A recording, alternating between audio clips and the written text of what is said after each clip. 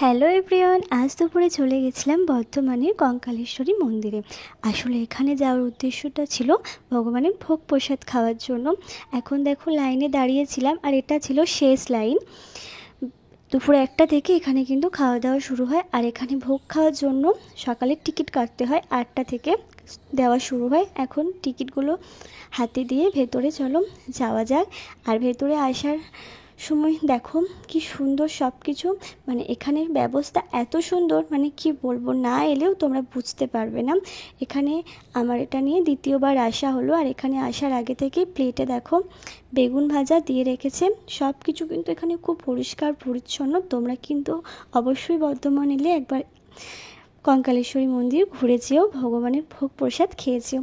এখন দেখো খাবার কিন্তু দেওয়া শুরু হয়ে গেছে।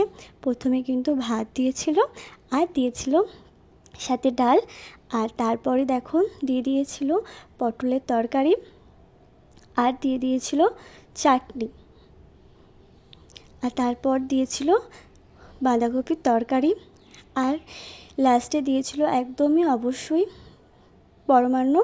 তারপর চলো খাওয়া দাওয়া তো শেষ হয়ে গেছে, এখন তোমাদেরকে মন্দিরটা একটু ঘুরে দেখাই। তোমরা কিন্তু অবশ্যই বর্ধমান এলে মন্দিরটা ঘুরে দেখে যেও একবার।